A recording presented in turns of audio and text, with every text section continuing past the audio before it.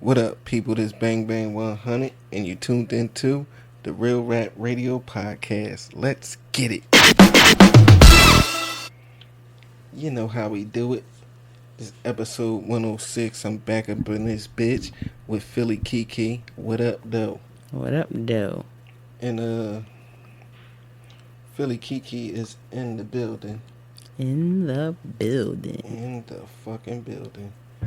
For the first time in the grip. It's been In a what, minute. like, how many months? I don't know. It's been a grip. Don't get me to try to remember shit. Was it summertime? No. I think it was summertime. I think before the summer. No. Or the break of summer or something. I think I was here in July. Oh shit. How was your week? It was okay. Just okay. Okay. Why? What happened with football? Why was it okay? Who said football was what made it just okay? I'm Football thinking- is over for the baby boy. Football has just begun for baby girl. Okay. So yes. Well, that's what's up. Mm-hmm. My week was pretty much. It was good. Shit. I ain't really had to do too much. And on top of that, I got some good news, but I ain't gonna spoil it. Cause if the shit don't work out, then it don't mean nothing. So I ain't gonna even bring that up. And Why yeah. say something? You don't want to share it. Nah, I don't want to share that. It was just some good news, basically. Yeah, I don't want to share it. All right. I don't want to.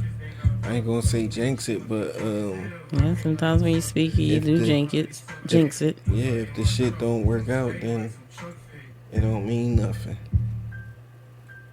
But it's an opportunity, Okay. depending on what's the situation. But yeah, just like that. We'll talk off mic because I don't know what you talking about, man. You crazy. You crazy. Work was slow. Yeah, it's the holiday. Happy Thanksgiving to all the people that celebrated. If you was a fat ass over the Thanksgiving holiday, then hopefully you jump back in the gym and get them pounds up off you. Yeah, You did. I guess. That's to all the people that ate too good. You know what I'm saying? You went in too much. But other than that, all the people that's Reggie, that ate Reggie, then you dig. You can walk that off. For sure. Shit it out or something. But happy I Thanksgiving to didn't all take y'all a people. poop in a couple of days. Come to think about it. Damn. I know I did. I ate like a fat ass. Did you? I did. Hmm. And I don't normally eat like that.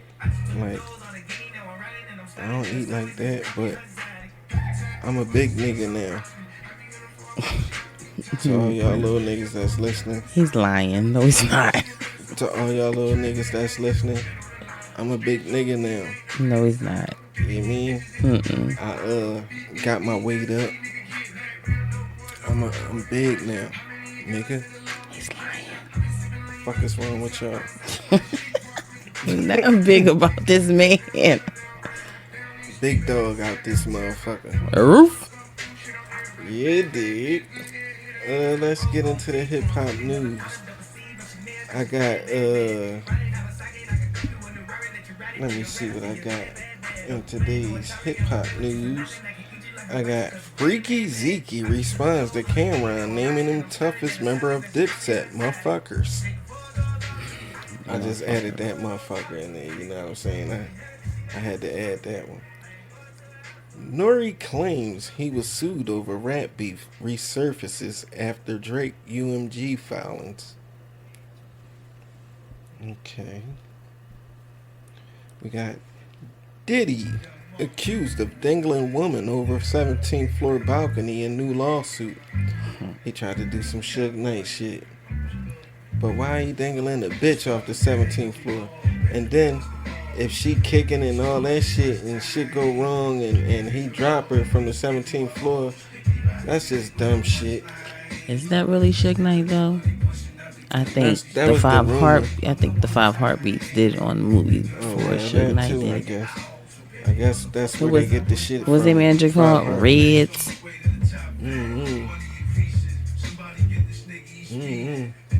Yeah, I think his name was Reds. But I don't know what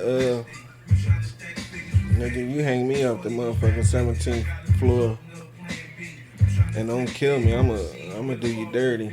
Don't play with me like that. I don't know what the fuck is up with niggas. I wish the fucking nigga would dangle me over 17 fucking feet floors. Shit. J. Cole announces MSG show to celebrate 10th anniversary of 2014 Forest Hill Drive.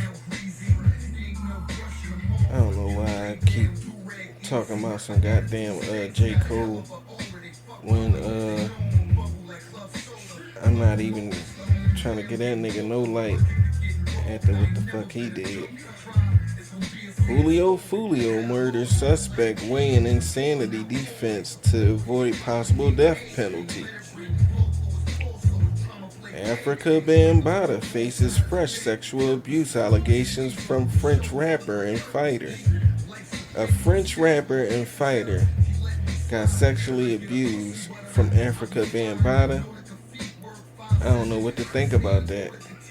You ain't whipped that nigga ass? Like, what the fuck is this? This some old news? Should I read this shit? If you want to. Oh man, this motherfucker. I don't think I want. Nah, I ain't reading this shit. I don't think I want to read it because it's gonna be some gay shit that I ain't trying to hear. So I ain't gonna do it. I ain't gonna do it to myself. Fuck all that. Eminem links up with Shabuzi following Detroit Lions Thanksgiving halftime show. Whoever Shabuzi is. Scott Storch says he's been roadblocked from working with Drake. Whatever the fuck that means. My sister dog look like Drake. What happened? My sister dog looks like Drake. Howdy fuck. I don't know, that's what my daughter said. She's like, hey mom, don't auntie's dog look like a light-skinned Drake? And I looked down at the phone and just couldn't do nothing but laugh because he really did look like a light-skinned Drake. That's funny. You might gotta share that picture. Put that picture out on the Real Rap Radio Twitter, X page. Drake, her loss, cover stars gushes over GNX. Nobody is touching Kendrick Lamar. Whatever. Young Thug drips out his lawyer in Spider clothing after jail release. Chloe Bailey denies trying to break up Kendrick Lamar's relationship. Give me a break. Nick Cannon admits that he needs help after mental health diagnosis. Freddie Gibbs wishes he wasn't a gangster rapper. I don't want to talk about selling drugs. Well, don't talk about selling drugs, nigga. That's easy. That's an easy fix. What the fuck? There's some J. Cole shit that I'm not gonna read. I already told y'all, I don't give a fuck about that. Destroy Lonely gets into heated argument with girlfriend Shanade Claremont. I hate you. Okay. Drake's UMG legal filings backfire as Kendrick Lamar, Not Like Us, surges in streams. Drake doing a whole lot of suing, I guess. Shake that body, party that body. He acting like them Caucasians. He ain't get his way. I guess. He got money to sue niggas, so I guess that's what it is. Ice Cube details original Friday 4 script that was rejected by studio. Dame Dash fire back at Nori's money claim. Jay-Z didn't want me to sign him. Drake seemingly unfollows Timberland over what? Drake is busy again. What's his problem? Anti-Semitic insult. Anti-Semitic insult. Yeah, I guess he's unfollowing niggas, suing niggas. Unfollowed, I could give a fuck about an unfollow. He acting real light skin right now. Yeah, that's girly shit, but I'm not gonna follow a motherfucker then unfollow him unless I just don't fuck with that nigga like that. Like, nigga, fuck you type shit. But then that seems real girly when a motherfucker do that shit, so I don't know what to think about that. A motherfucker just had to block me off their page or something. I ain't gonna do no girly shit like unfollow you. That'll seem like some hoe shit. I don't know if I could do that. But I probably did it. I don't know. If I don't fuck with a nigga, then I don't want to follow you, nigga. That's just me. New music Friday. New singles from Snoop Dogg, Dr. Dre, Polo G, and Benny the Butcher. Okay. Shake that body, party that body. Let's see what else we got. We got Redman wants to make Blackout 3, but Method Man's feel differently. Lil Yachty, bold new look draws Kodak Black comparisons. Don't let Yak see this. Nobody gives a fuck. Chloe Bailey cops to Kendrick Lamar crush. I was convinced I was going to be with him. On his dick.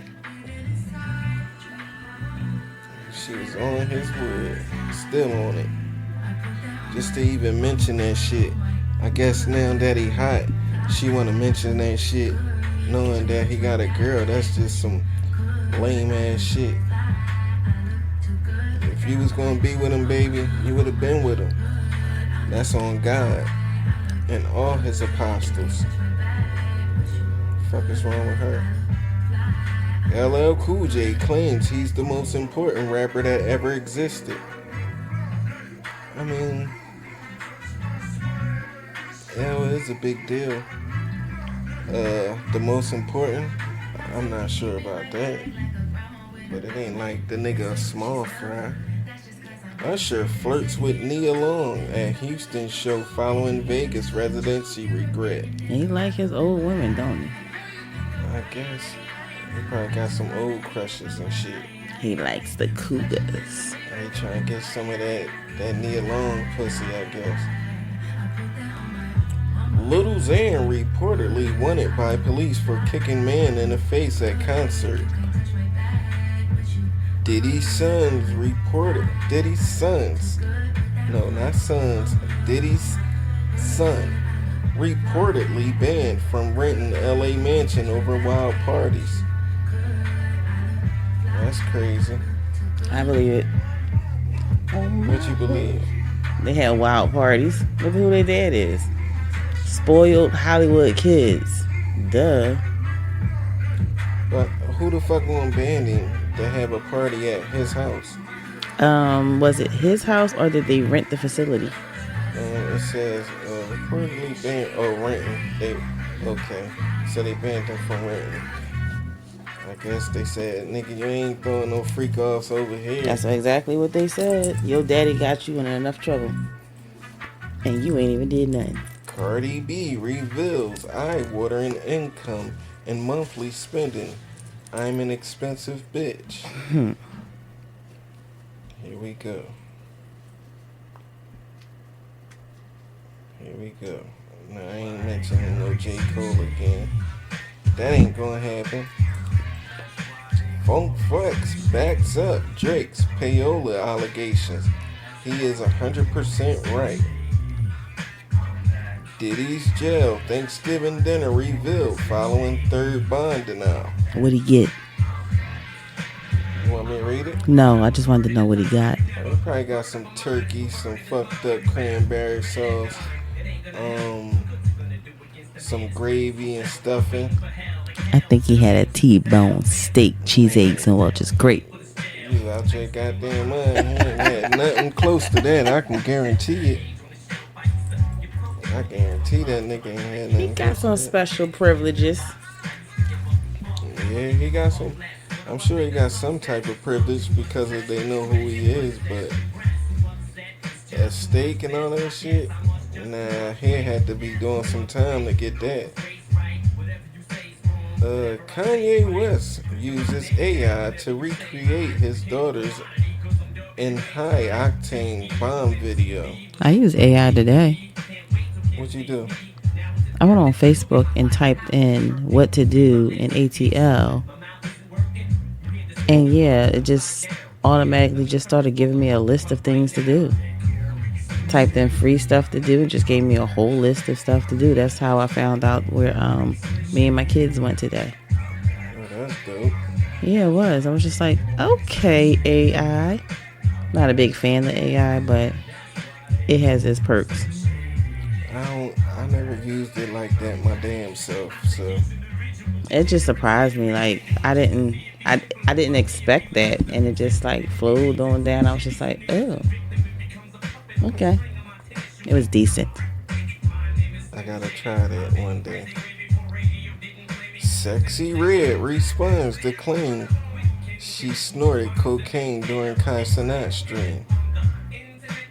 Joe Budden checked by Drake's dad over explosive rant about UMG legal battle. I am tired of Drake. I'm tired of Drake dad mustache. This motherfucker. God damn, this nigga mustache look like one of them cartoon Jones. Call him Mr. Mustache. That should be his name. Daddy Mustache and shit. What the fuck is that? That shit is crazy. First of all, I want to tell niggas I don't like Drake dad mustache. I don't like niggas mustache where the hair come below your fucking lip, nigga. When you eat a sandwich, nigga, you eating your mustache. Clip that shit, nigga. Fuck is wrong with you? Any girl that like a nigga that his mustache touches lips, nigga, y'all niggas retarded. Fuck is wrong with y'all niggas? Kendrick Lamar doubling back with GNX Deluxe says TV off. Rapper Lefty gunplay. J. Cole releases his best project on streaming. I'm mentioning this nigga again. How much motherfucker? J. Cole and Drake. And Kendrick Lamar. He's up there a lot today too. Hell yeah. After this, boy, I'm done with these motherfuckers. They drowning me with this bullshit today. Ja Rule shares new photo of beautiful school he's building in Ghana. Congratulations, Ja Rule, to the school you building in Ghana. Everybody want to build schools. Build a hospital over that motherfucker. That's what he should do. Go to the village and build a hospital. TDE's Punch says Questlove, Kendrick Lamar's hate didn't go unnoticed.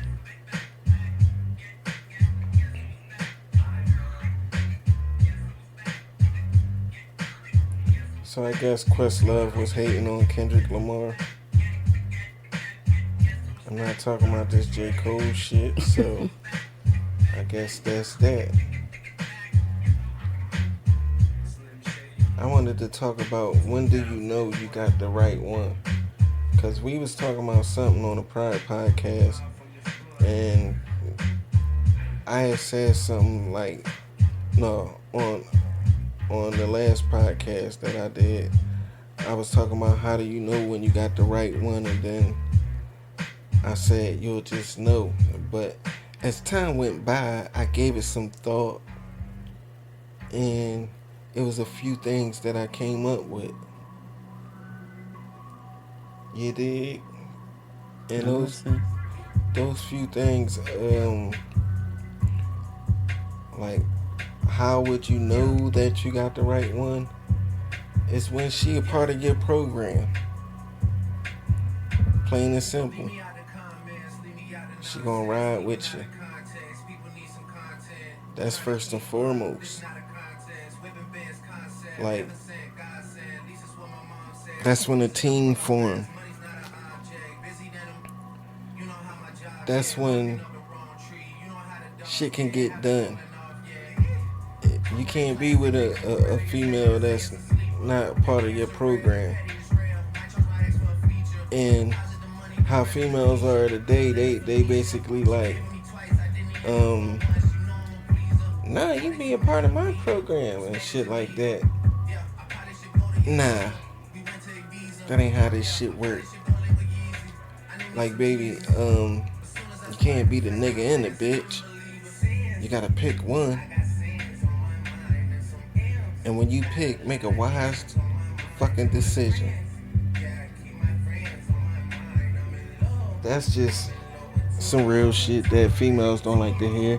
And then I noticed when females don't hear, when they hear some real shit and they can't take it, they always say some dumb shit. And it's getting played out. That shit shouldn't happen. The second one is when she fuck with you enough whereas though she don't want to lose you. I can say that again if you want, motherfucker. I said when she fuck with you so much that she don't want to lose you. Shit, she don't want to lose you, and maybe it's a fear for her to lose you. You dig? I thought that was a good one because the chicks out here nowadays, they don't work out shit. They jump from dick to dick and they do their thing. They don't try to preserve shit. They don't try to save shit. They don't look at the pros or the cons. I said that on a prior podcast. And it's important to pay attention to the pros, pay attention to the motherfucking cons. If the cons outweigh the pros, then let it go. If it's more motherfucking pros than cons, then maybe you need to work that out. Because you just getting out here just to get fucked, basically, baby. And if that's how you want to run your program, then that's the way you do it. You got something for me? What's the question again? How do you know you found the right one? Yeah, how you know you found your person? It's just a feeling for me. I don't know exactly what to say in reference to how you know you found the right one. It's just the connection, similarities, the comebacks from disagreements or arguments, the compromises that the two of you create or make with each other just to make sure that, both are heard and understood, and therefore on we're taking everybody's feelings into consideration.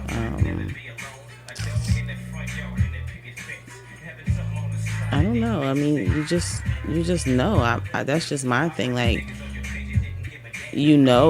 as you said the first time, I mean, of course, because of how you feel and how you perceive they feel about you. I think is really the biggest thing. I mean, I think it's the connection. Like, it'll be a good connection, and then the other person know. I mean, both parties gotta feel the same about each other, or they have to love each other. Yeah, so definitely, it's just like the person I'm dealing with it's a funny thing because we're two of a kind. Like, the way he thinks is what I think. The way he feels is what I feel, and it's just like I kind of already know certain things because we got like that twin flame type thing. Yeah, that seems amazing. Yes, it's cute. It's cute. When you combine like that, I think that's dope. Yeah, sometimes, they always say, like, you hear older people, like, when you finish their statements and stuff like that, we don't finish each other's statements, but it's kind of like, when I think something, he says something. When he thinks something, I say something. Yeah. So it's a little weird. But like I said, it's cute. But it happens a lot more often than what you would expect. So I thought, that's a form of a connection right there. That's dope because I think crazy. So if that happens to me, that motherfucker probably gonna be thinking some crazy shit right with me. Cause shit, that's just me. Oh God. But I'm trying to think of the third one. I had it. I should have written it down, but I tell you to write it down all the time. I ain't had a time. I just was moving and grooving. That's all. And I forgot my third one. But shit gotta be mutual. It gotta be some type of understanding. I think everything needs to be mutual, and I think that's just the cake within itself. Like, neutralization is very important when it comes to a relationship. Well, let me ask you a question. Do you think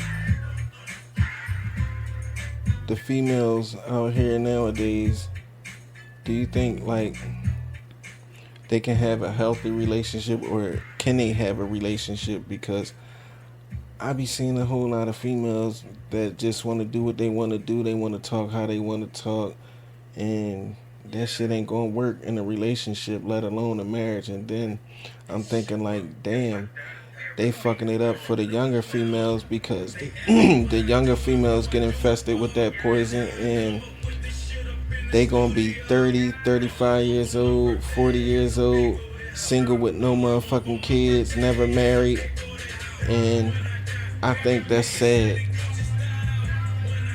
Well, as me being a female and me just representing the population of a female, do you think that it's going to get better, or it's just going to get worse?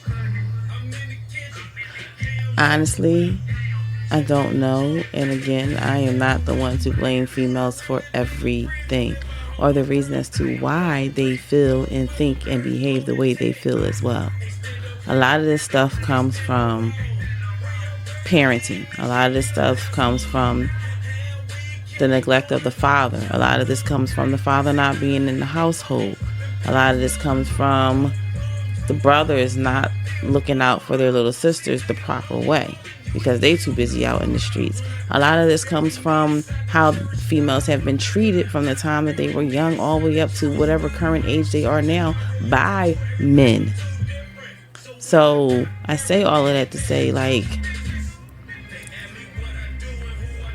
it depends on that person. It depends on her morals. It depends on her beliefs in reference to how she's going to behave and how she feels.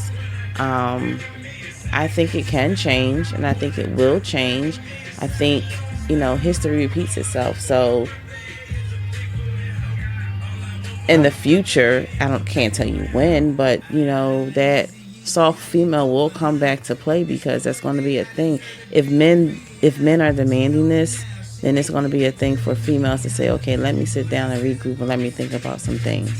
Let me teach my child or my granddaughter or my sister how they should behave. Like, I was at the place today, and this little boy, his mom and his sister, it was a whole bunch of them, but I don't know what happened, and the little boy, I guess, hit at his sister, and his mother turned to him and said, I better not ever see you raise your hand or be disrespectful to a female, or I'm gonna bust your ass, let alone your sister. Okay. And then in return, like a few minutes later, I don't know what the little girl did to her brother, but in return she said to the little girl, don't touch your brother like that, because if I ever catch you hitting on a man, I'm also gonna beat your ass. Yeah. So it's, again, like how many times are you in public and you actually see that or hear that? You don't. That's rare, and that mother had her parenting skills up to par, because not only do you teach a man how to treat a woman, you teach a motherfucking woman how to treat a man. Exactly. Like, my daughter is the meanest person on the world. I guess that mother was trying to break the curse. Maybe. But the one thing I try to get her to understand, and I mean, she got 2 big brothers that she swears she can beat them up. But I told her, at the end of the day, you never go after a boy, let alone your brother. And I told my daughter the same thing, let alone your brothers. At the end of the day, if your brothers or any other young man out here decides that they want to put their hands on you, they are going to hurt you. So you need to take that in consideration before you decide you want to jump up in somebody's face. Sometimes it's better to just walk away. Sometimes it's better to just not say nothing. It doesn't always mean, oh, you a nut and you a pussy, or they got the better up on you. And that's another thing. Like, pride is a big thing in relationships. Yeah. And it's not always what's necessary and what's needed. Sometimes you gotta be the bigger person, but at the same time, you can't always continue to be that bigger person. That other person has to step up to the plate and say, all right, whatever the case may be. But back to my daughter, I always tell her, and I mean, I may not be the best parent with this, but at the end of the day, in order for her to learn certain things in life, sometimes, and I don't teach my sons to hit girls, but sometimes they might have to jack her up real quick for her to realize, oh, wait a minute, I can't do this to my brothers, let alone another boy, because you gotta live life. Yeah, and I don't put my hands on females. Like I said on prior podcasts, it'll take some shit for me to slap the dog shit out you, but I don't do that. Like, I don't even try to get into that, because I ain't that type of nigga. And then it's like this. It's like the girls that's getting their ass whipped and shit. Old boy put his hand on her once, and it's hard to stop after that, no matter if she go back to And imagine dating a female that's coming from an abusive relationship like that. What do you think her mentality, or how you think she's going to feel in the next relationship? And I say all that because it just goes back to in the concept of, do I think females are going to change? Females are going to change when men change too. Men are going to change when females change. Yeah. And at the end of the day, like, you can't come from one I don't want to say abusive, but bad relationship and think that the next relationship is going to be better when you haven't even fixed yourself. I know that it's a lot of abusive men out this motherfucker. Oh, I know. I've been in a few. And I know it's a lot of females that talk crazy out this motherfucker. And I was one of those females. Because I had to stand my ground. I was not going to allow another man to put their hands on me. So if I had to bark at you because you was acting like a damn fool, then I'm going to bark at you. Leave me the fuck alone. Yeah, definitely. You know, and that's what I say, like, it depends on what that female has been through. And a lot of times men don't understand that. It's just like, oh, she's just a goofy bitch. No, yeah, she may be a goofy bitch, but there's a reason as to why she's that goofy bitch too. Yeah, because I'm quick to call a motherfucker a dickhead or a goofy motherfucker. And to the men that's abusive out this motherfucker, nigga, get your shit together. Just because shit don't go your way or whatever, you get real emotional and want to put hands on her and all that shit, nigga, you out of pocket. And you want some hoe shit. Once again, I'm telling y'all men to get that hoe up out you. Getting all emotional and putting hands on these bitches when you don't have to. Nigga, you can say, fuck you. I ain't fucking with you because you got me ready to put hands on you. And I know I can't fuck with you. But that comes with a whole lot of willpower, nigga.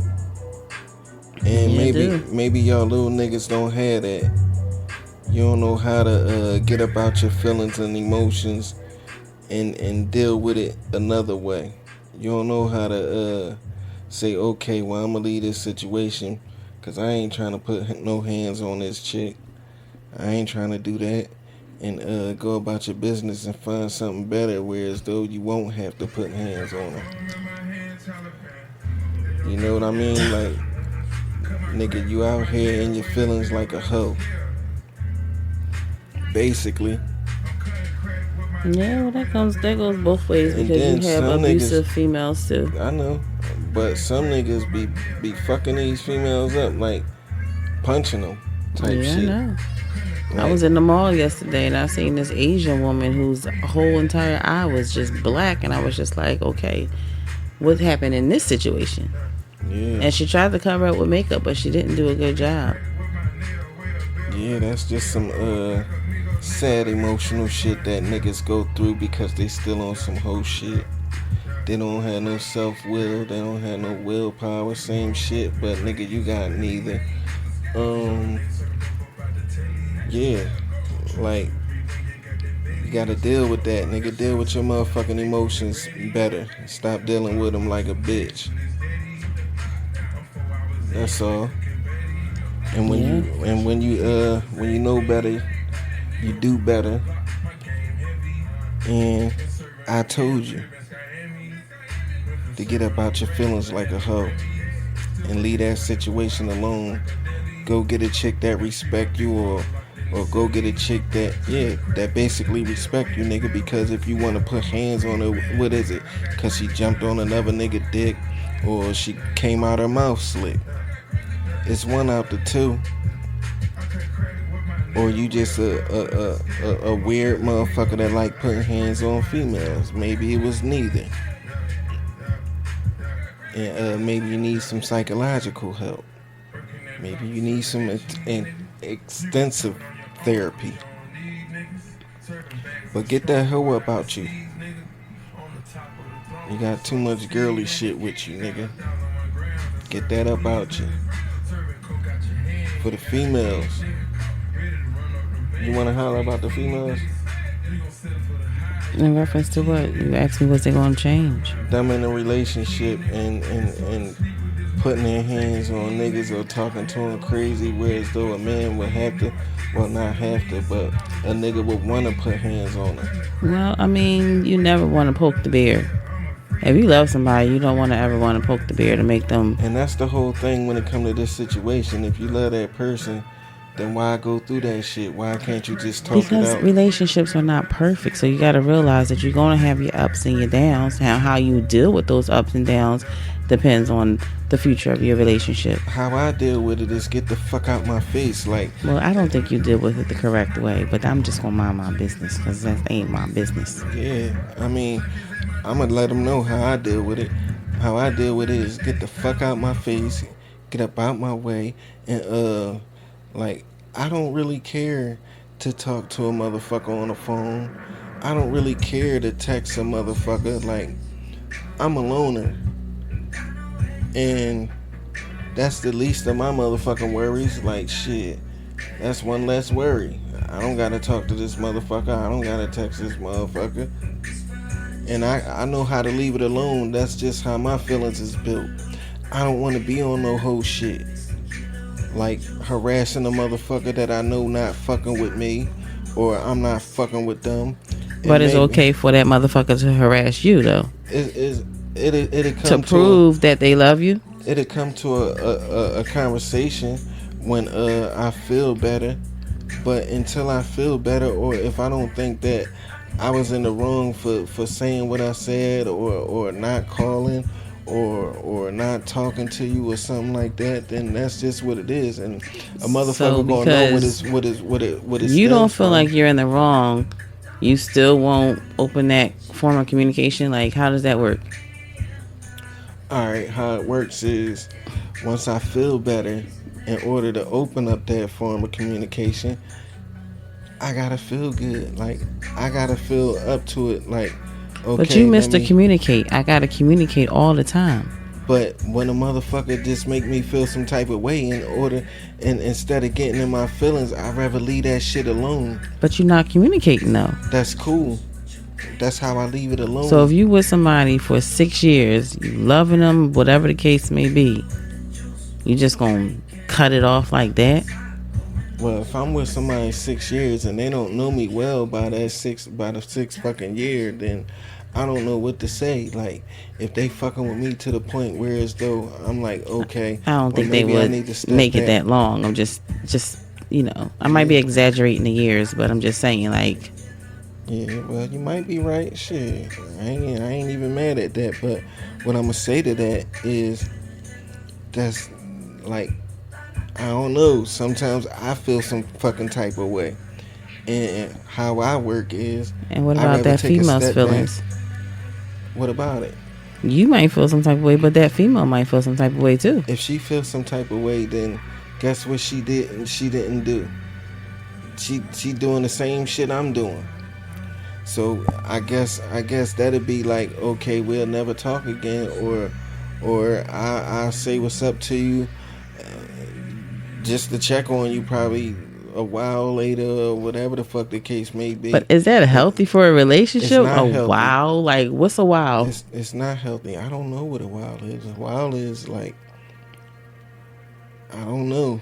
I can't tell a motherfucker what a while is. A while is till I feel better. Till I feel like, okay, maybe I can talk to her. I got that water. Females, I just think you need to stand your ground in a more classier way than what some of us are doing. I see sometimes females out here, and not just females, but because I'm talking in reference to females, I see you out here embarrassing yourself, cussing and fussing at your dude. That's behind the doors. Learn how to do that behind the doors and say what you got to say in the car or at home or whatever the case whatever the case may be. Respect goes a long way, and I just personally feel like if you love someone, that sense of respect, understanding, committed communication, and everything that comes above just comes with the concept of how you treat and relate to whoever you're dealing with. A lot of times, one of the things I am going to mention, when I was going through the process of separating from my husband, it was a lot of verbal abuse with him, because it was consistent alcohol, consistent drinking, and he just didn't know what to say out of his mouth because he was angry with me and just angry with life and some other little triggers that he had going on in his life. And I say all of that is because one of the biggest things that was preached to me was silence. And a lot of times I may not say things, and I'm learning in like my new relationship, like if he's upset with me and I go quiet, it's not because I don't have anything to say. It's sometimes just going silent is the best thing to do, because at the end of the day, why go back and forth? Especially if he's correct, or you know what, babe, you're right, I understand, and just leave it like that. But silence is what I was preached to. Like, it was consistently stand still and just be quiet.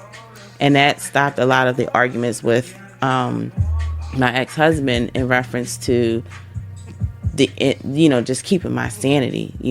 I just put headphones on and just going about my business, and I didn't hear anything that he had to say. Or sometimes when he get the cussing and the fussing and the hollering and the hooping, I would just sit there in my chair and just start praying, because at that point it was just nothing else for me to say. But I already knew what type of person I was in reference to my temper, and it was just, I was tired of it. So I just shut my mouth and sat there and listened, or just ignored. So sometimes just standing in silence, or just sitting in silence, it don't mean you weak. It's protecting your mental as well. Yeah. Growing up, they would say sticks and stones will break your bones, but names will never hurt you. And don't get me wrong, names do hurt, but at the end of the day, they're just words, and that hurt can be reversed. So if the person is hurt, then they say hurtful shit? A lot of times when people are hurt, they say hurtful stuff to other people, especially in the midst of an argument. And the way they treat them sometimes is also hurtful. So, it's not also, when a person is hurt, they will show hurtful actions and they will say hurtful things. True. And I was thinking, maybe I should reach out maybe when I feel better and say, you still fucking with me, or do you fuck with me, or what's going on with us, or something like that, to that effect. But I just be like, shit. Like, it's easy for me to forget a motherfucker. It's so what easy if you for me to stop fucking with a motherfucker. What if you dealing with your one and y'all get into an argument and you just don't communicate with them, and you just so happen to lose your one? Like, how does that work? Like, if you know you got your one, like, does your behavior change? Or I don't know. Shit. But I always say, anything that's meant for me will be. Yeah, my mom said the same thing. Anything that's meant for me will be. And if a motherfucker leave, or if a motherfucker just don't want to fuck with me, then that's life. I ain't going to drown in sorrow over some shit like that. Like, I think that comes with age. Because it does. Yeah, it comes with maturity. It does. I remember my first heartbreak, and oh my God, did I boo-hoo cry. Woo, woo, woo, woo, woo, right? And my mom said, I know it hurts, baby, but at the end of the day, it gets easier as you get older. And I never really understood what she said until I got older, and it's just like, it's going to be, in certain situations, I feel the same way. Like, it's going to be what's going to be. When my kid's dad and I broke up, I wasn't sad about our breakup. I was just sad about the financial state that I was in, because, now it was just me, and verbally out of his mouth, he told me not to call him or his family to ask for any assistance, which was fine because I still made it work, and when I left my husband, it was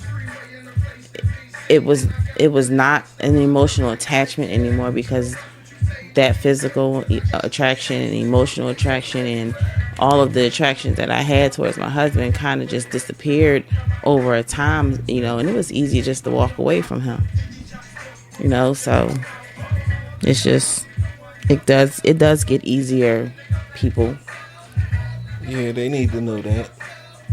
Your mentality changes, your thought process changes, your emotions change, your feelings change. Don't get me wrong, every breakup hurts. I'm not going to say that I didn't have, sad feelings sometimes, but even when me and my dude argue, like, sometimes it's just like, okay, here we go. I don't feel no type of way, like, well, maybe I feel some type of way, like, damn, a motherfucker just did this or did that, or switched this or switched that. Maybe they don't fuck with me, and I accept it, and then I just move on. But I think before you start assuming, you should just get clarification. And everybody's action is not always intentional. I always try to get clarification. I try to get down to the bottom of it, but you know, some females don't speak their fucking mind. Maybe they're, you know, this, that, and the third, and they try to act stupid and all that shit. I don't like going through that. So I just say, fuck it. If you want to be a dickhead, then be a dickhead over there. Like, I don't have to deal with that shit. And I don't mind not dealing with it. Okay, you did this, you did that. That's cool.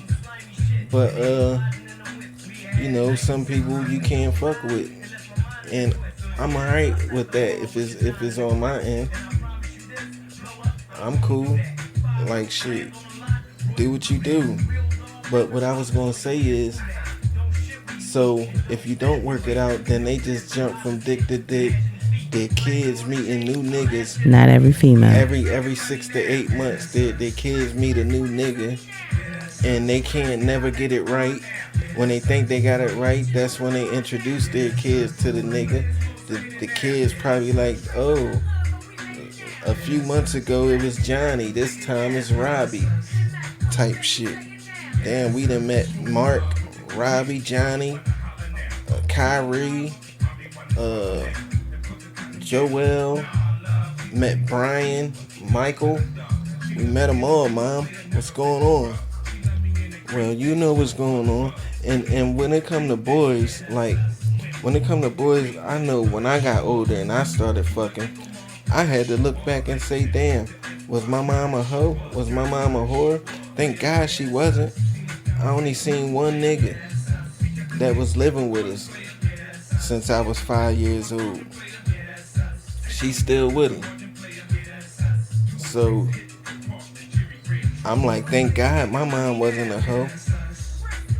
Because I know if I was meeting niggas as a man, I'm meeting different niggas every motherfucking 6 to 8 months.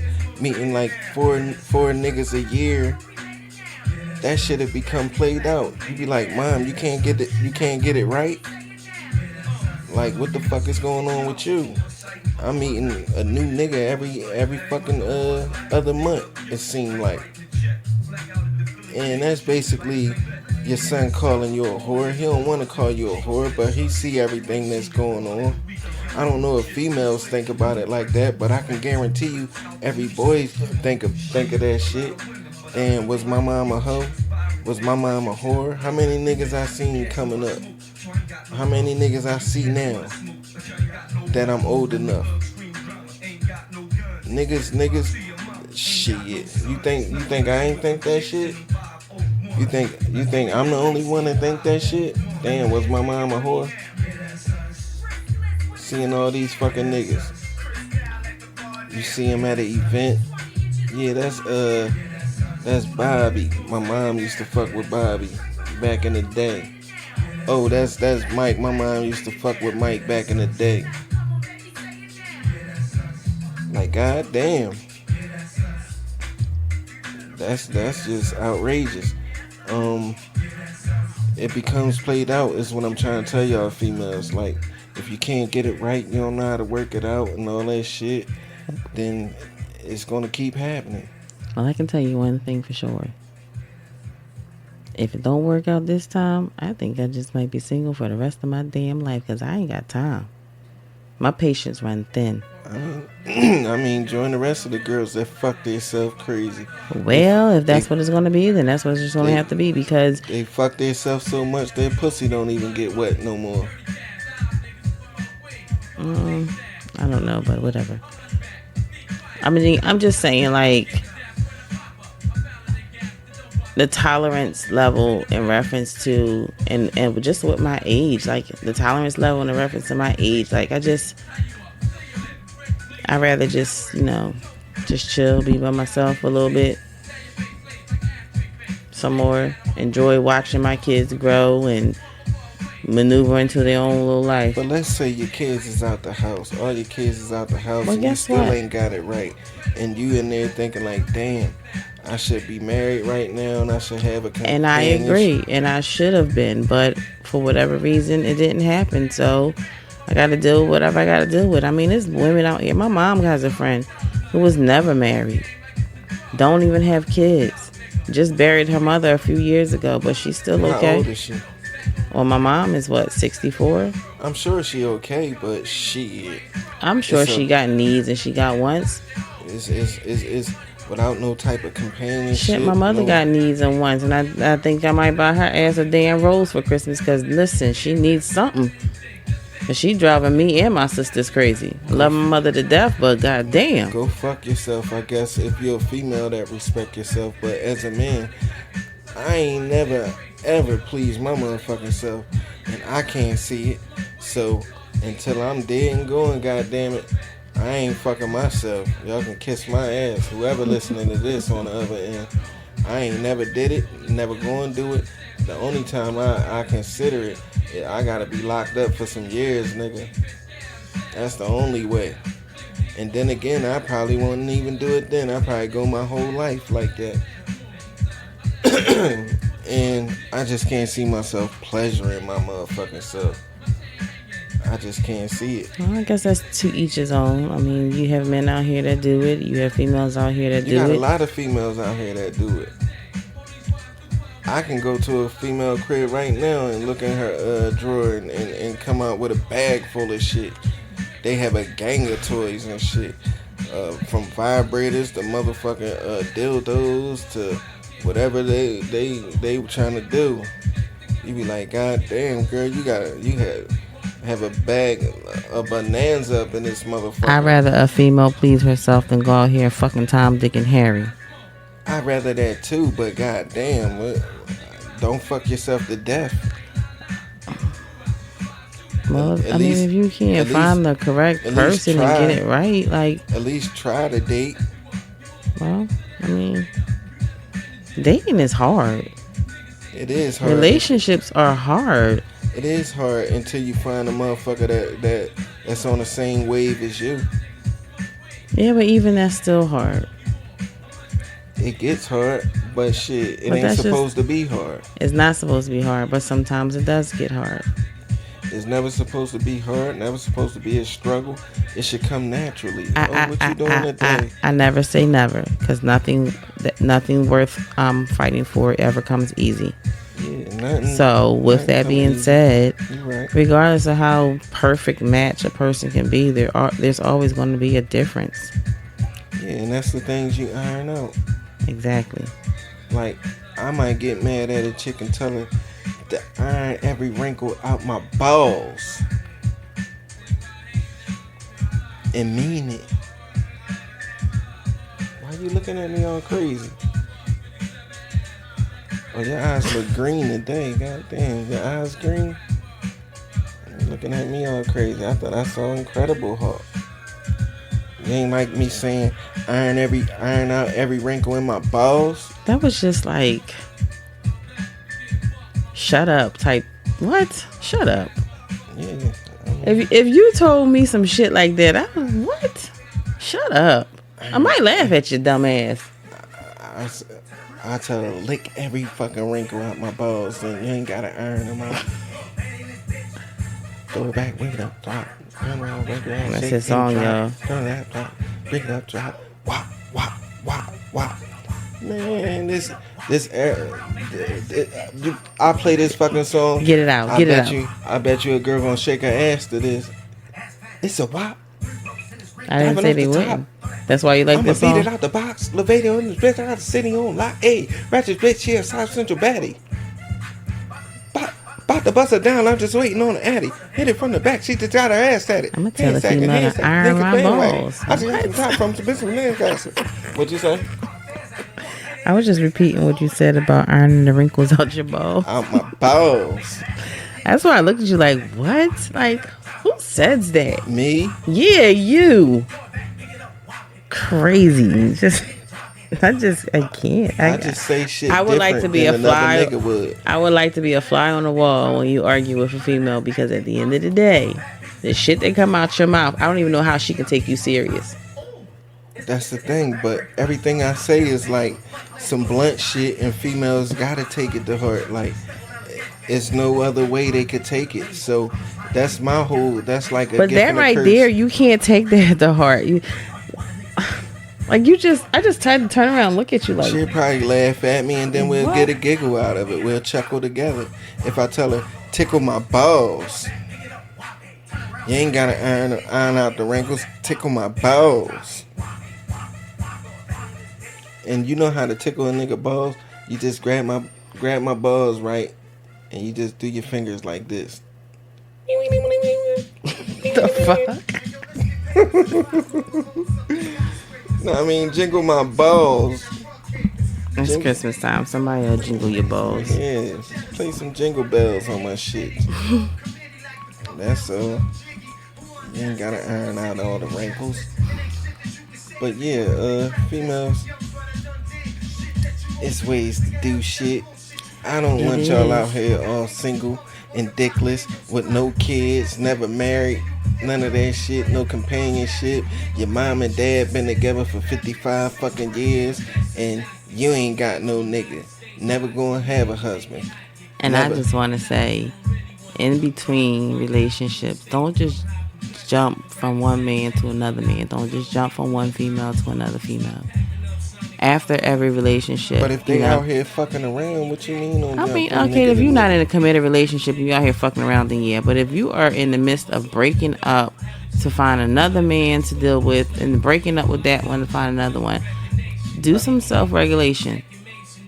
Because I'm saying, like, if she was fucking with her nigga and was fucking around on the side type shit, and then she break up with her nigga, and she on to the next one. She with the nigga that she was fucking around with him on. Now she knows she can give her all to him. But that's if that man is willing to do all of that, because he might have his own situation too. Let alone once he find out that she's fucking like that, he's the side piece. Once he find out he moves from side piece to main piece, he may not even want that title. So females, you gotta be smart with who you messing with too. I mean, I'm not the cheating type. Like, at the end of the day, like, one man is enough for me, because good Lord. I'm just saying, shit. I always thought I was enough. That shit ain't enough. You can't make a bitch happy. You can make a female happy. Well, dick won't do it. It's not always just about dick.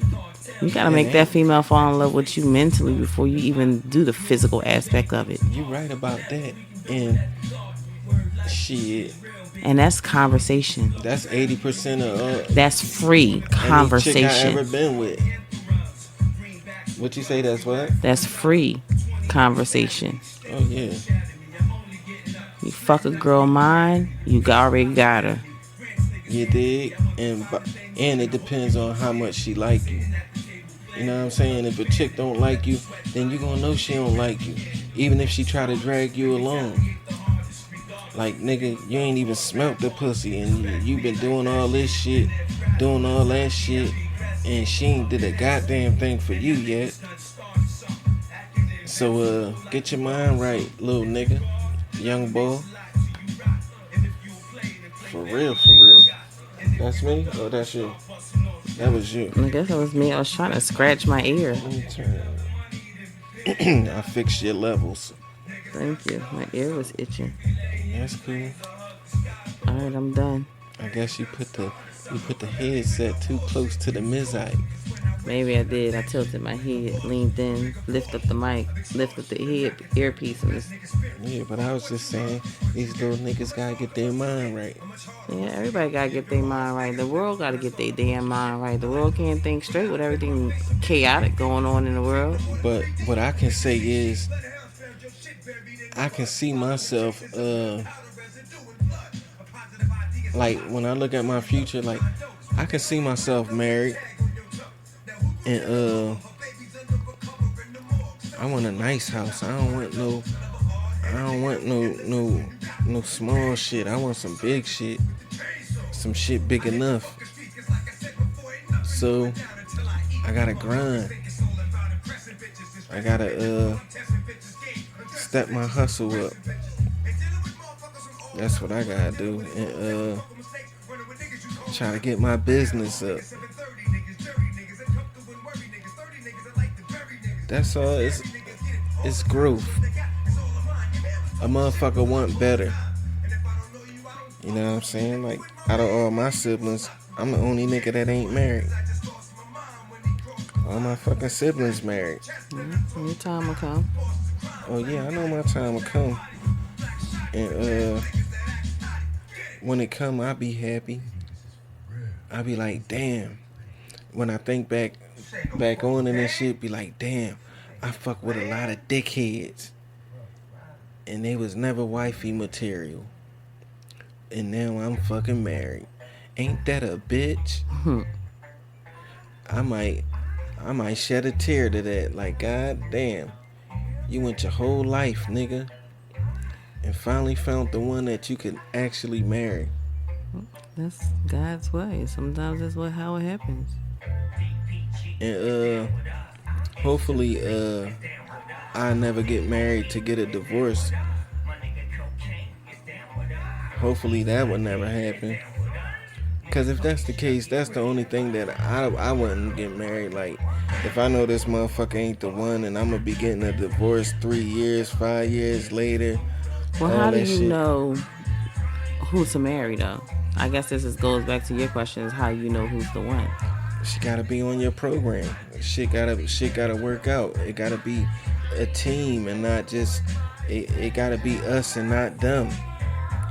And that's the only way motherfuckers gonna live happy. That's the only way. Is that what you mean by program? Yeah, like it gotta be like not just your program, but she gotta fuck with it, and shit gotta come to the table, and you know, just running shit by your husband or wife or whoever you in a team with. You think I should do this? You think I should do that?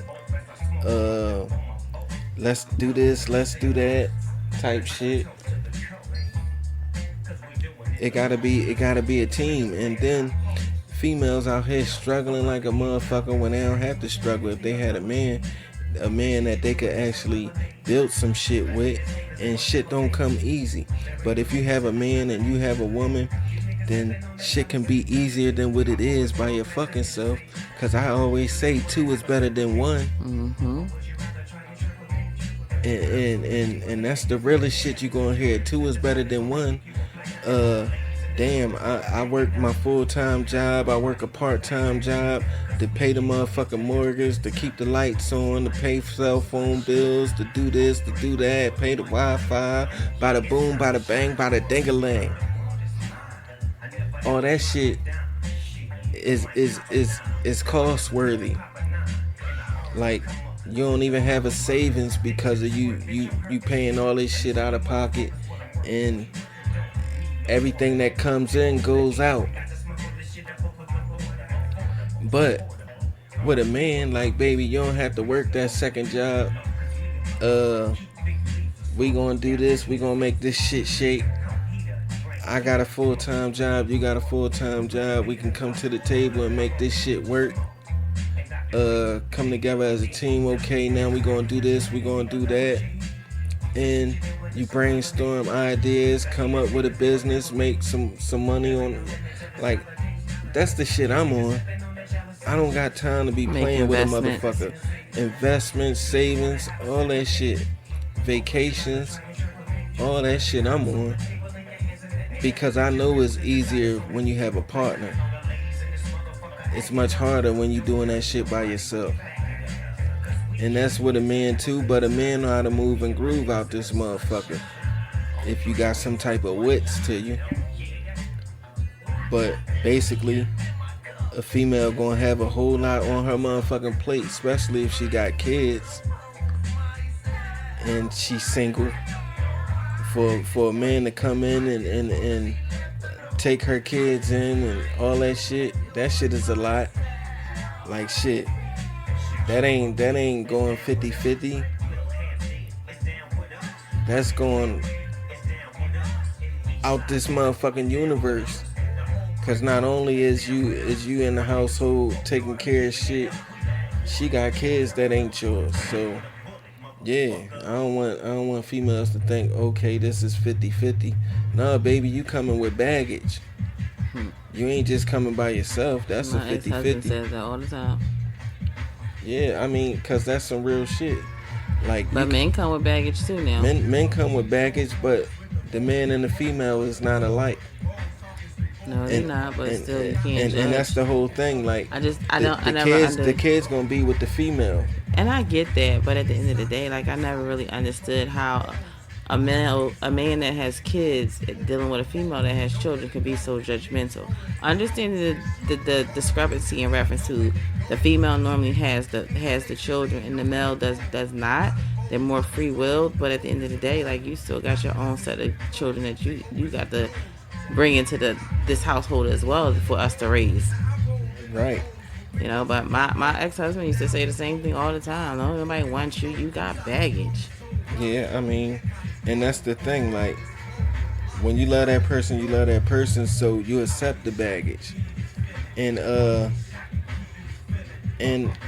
some females is appreciative. Some females feel like that's a given. Because I'm cute. I got a fat ass. I do this, I do that type shit. And that's when they get life fucked up. So don't ever think that. Appreciate that shit. That's all I'm saying. And shit it could be much easier than what it is right now. Now, I want to go back, since we was just talking about that, I want to go back to when you said your mom got a friend that's single and all that shit. Imagine how she feeling now. I'm sure she's lonely. I'm not knocking it. I mean, she don't got no baggage, but shit, she pay 100% of every fucking thing. Mm-hmm. Whatever she got to work for. Mm-hmm.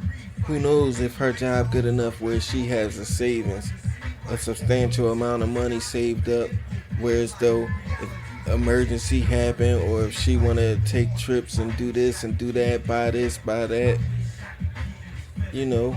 Yeah, well, you know, even look at my sister. She doesn't have any children.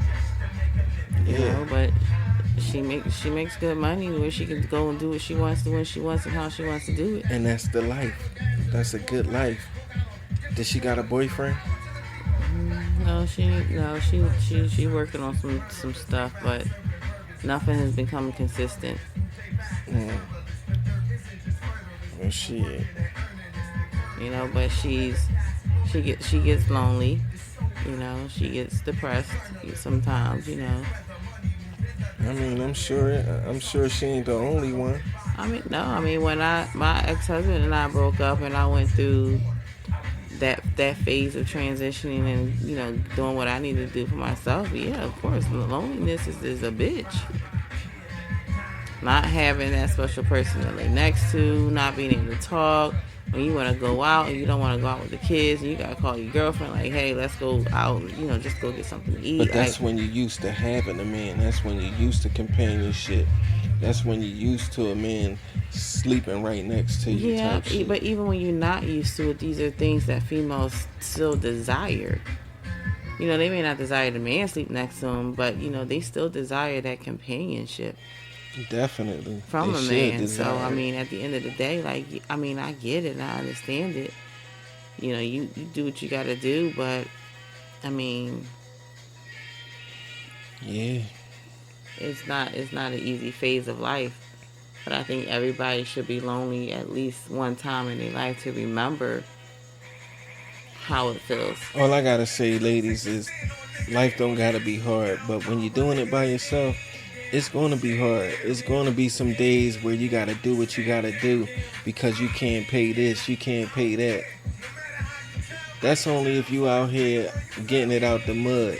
Like, a lot of females, they get assistance. They get welfare. Lord, I wish I could get They get PPA.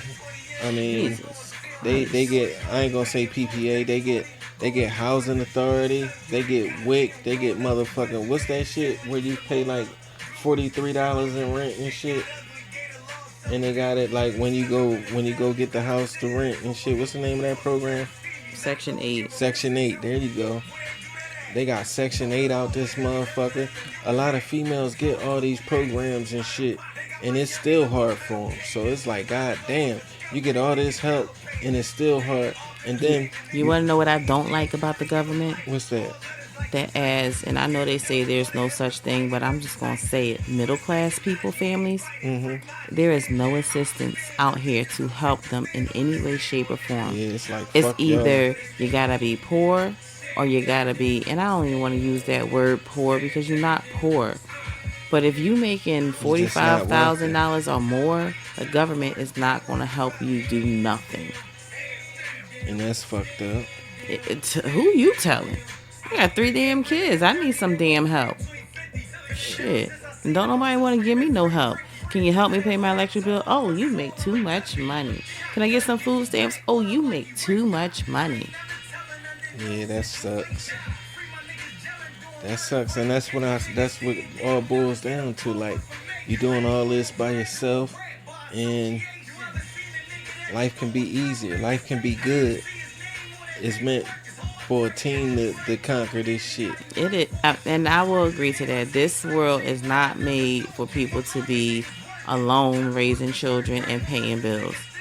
Now, if you don't have children, you may be able to, maneuver through some things. Like, you might have some struggles, don't get me wrong, but if you have kids, there are going to be struggles. But this world is not made for single parenting households. I just look at it, and and maybe some people never even looked at it like this, but if I'm making $50,000 and he's making $50,000, that's $100,000 coming into that household. And some parents got older kids, whereas though maybe they can get help from their kids. Okay, Johnny, you pay $200 a month for rent. Letitia, you pay $200 a month for rent. And maybe they can make that boat run a little smoother. My oldest has 2 more years in college, and then he's gonna start paying rent. Yeah, I mean, but it helps. Don't get me wrong, because I have an adopted child or a bonus child or whatever you want to call it, where he pays $150 towards the electric bill because, good Lord, when you turn that air conditioner on, that shit is high. And then he puts another $150 on the water bill, and that helps me out tremendously. But now that it's wintertime, we got to run the heat. Now that money's, instead of paying the electric bill, because it's now time for the heat to go sky freaking high, we got to put money on that gas bill now. Yeah. So, but I mean, it works because I put myself on a budget, I put myself on a system, and I'm saying life don't have to be a struggle. It don't have to be a struggle. Even if it is a struggle, like, you got to learn to sacrifice, and a lot of times people don't sacrifice. And what they say, it's okay to be broke for a year or two and watch all your friends enjoy life just to get to that goal that you need to get to. Yeah. And I think that's my phase of my life next year, because I'm supposed to be moving. My son is graduating high school. Like, it's a whole lot going on. So coming to Georgia for Thanksgiving and going to Philly for Christmas and whatever other little odds and ends that I would normally do, yeah, we're going to be stuck in Virginia 365 days next year. Starting after Christmas. Well, I am going on vacation this summer. Okay. I'm doing vacation this summer. But starting after Christmas, I'm not going nowhere, but I will go on vacation this summer. Yeah, definitely got to get that money right. Definitely got to prepare for the future. I tell people, have more assets than you have liabilities. Anything that you paying out of pocket is a liability. From car insurance to mortgage, rent,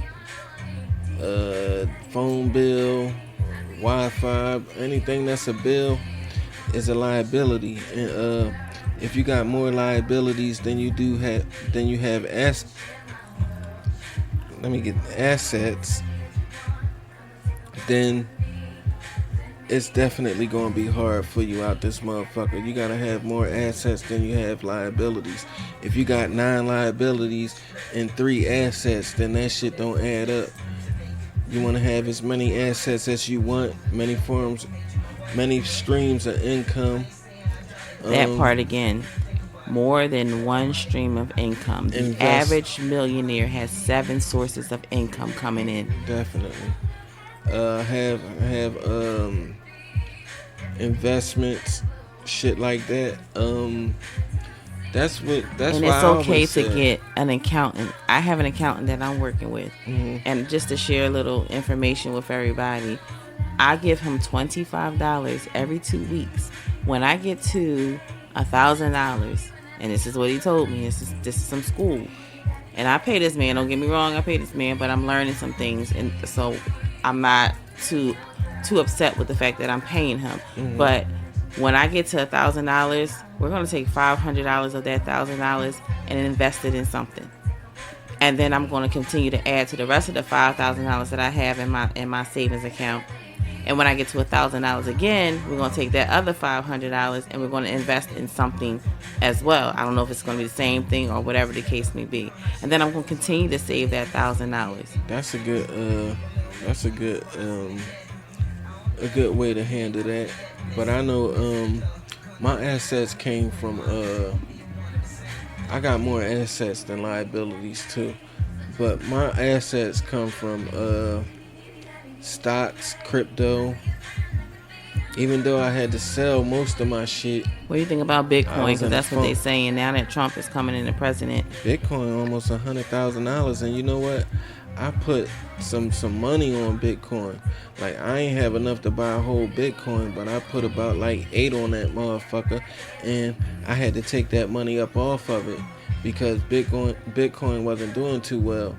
But if I would have kept that money on there, that 8 would have turned into probably like, it would have doubled definitely. Well, they're saying that they'll go ahead and start investing in some stock now with Bitcoin, or invest in Bitcoin, or whatever the case may be. And how I build up my stocks and crypto was every time I got paid, I put $50 on. I buy $50 in stocks after I then did my research and all that shit, or did my research on crypto and put money on that, or some shit that I know that costs low and I think it's going to bubble. I threw money on that.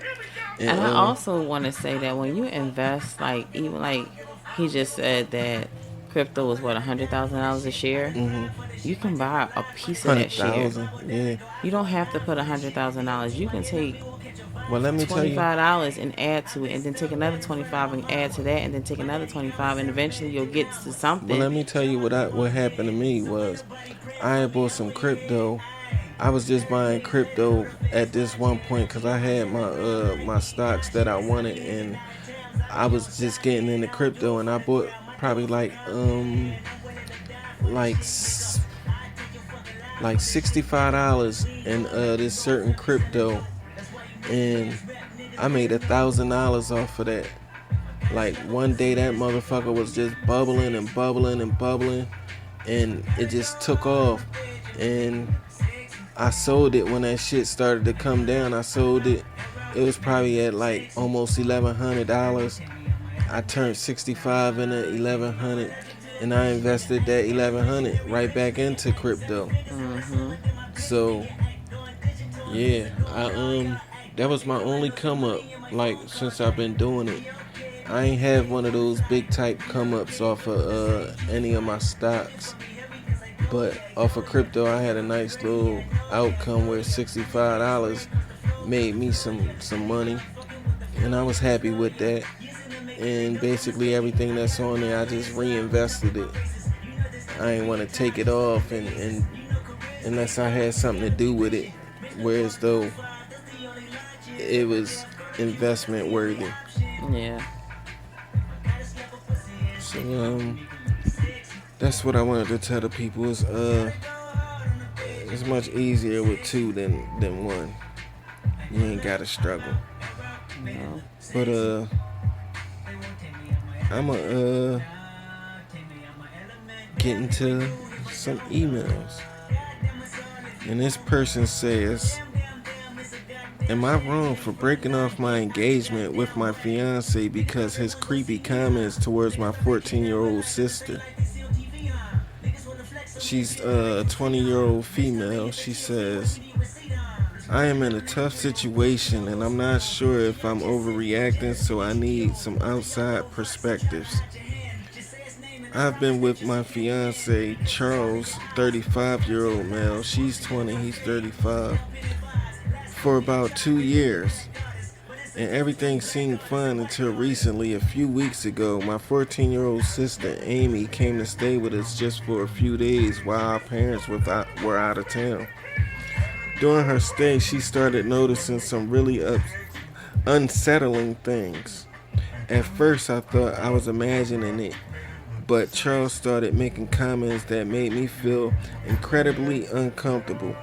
He would call her so hot and would say things like, you're going to turn heads when you're older, and you've got such a body on you already. The worst part was when he said, I'd be jealous if I were your boyfriend. Every guy would be looking at you soon. I tried to ignore it at first, but it kept happening, and I began to feel sick to my stomach. Then one evening, I overheard him telling a friend on the phone, Amy's got that look now. It's like she's starting to bloom. It was honestly one of the creepiest things I've ever heard. I felt like I was losing my mind, and I just knew I couldn't stay in that relationship anymore. I confronted him about his behavior, and he immediately got defensive. He denied it and said I was being paranoid and that I should trust him. He insisted that he was just being nice and that I was overreacting. I didn't care. I packed my things, broke off the engagement, and moved back in with my parents. Now my friends and some family members are telling me I overreacted. They say I should have talked it out with him first, but I don't see how that would have changed anything. So is she wrong for breaking up with her fiance over the creepy comments towards her sister? If she felt some type of way, sometimes you gotta trust your instincts. How old was the sister, did it say? 14. And they were how old? He was 35, she was 20. Yeah, well, her right there, there's already a great big old age gap between their relationship, and now he looking at your little sister. Yeah, you probably, if you would have continued in the relationship, it's a possibility that you would have set your sister up for failure. So, with that being said, if you had an ill feeling about this man looking at your sister and making comments and things of that nature, then you do what you gotta do. You did. And what I gotta say to that is, she 20, she young. He was messing with her since she was 18. He was 33? Messing with an 18-year-old. What I got to say about that is maybe he liked young girls, and maybe he was trying to get a piece of your sister because he liked your sister body better than yours. He's saying, oh, she got a nice body, and then he explained it to his friends about this 14-year-old fucking girl. I think that's creepy. Yeah, that's creepy for his old ass to be saying some shit like that. Even in front of you, I can see if he think it like, oh, damn, the 14-year-old sister got a nice body, she gonna be alright when she get older. But to be saying this shit out loud, I think that is fucking creepy. You looking at a 14-year-old girl in that manner. Yeah. Like you trying to holler at the 14-year-old fucking sister after you didn't holler at her when she was 18. And who knows, if you hollered at her when she was 18, she could have been 17, 16. Who fucking knows? You waited till she turned 18 to be with her. I don't know what the fuck that come from, but yeah, I don't think that's right. Maybe he gonna find him another young thing. He gonna find a tenderoni. Maybe he wants your sister. Maybe he waiting for your sister to turn 18. He giving her a 4-year grace period for him to fuck with her. Who knows? But yeah, that's creepy, especially if your sister had to hear that shit. If the 14-year-old had to hear him saying that, oh, you got a nice body and you got such a body. Oh, so she did hear him say, you got such a body already. I mean, come on, nigga. What the fuck is wrong with you?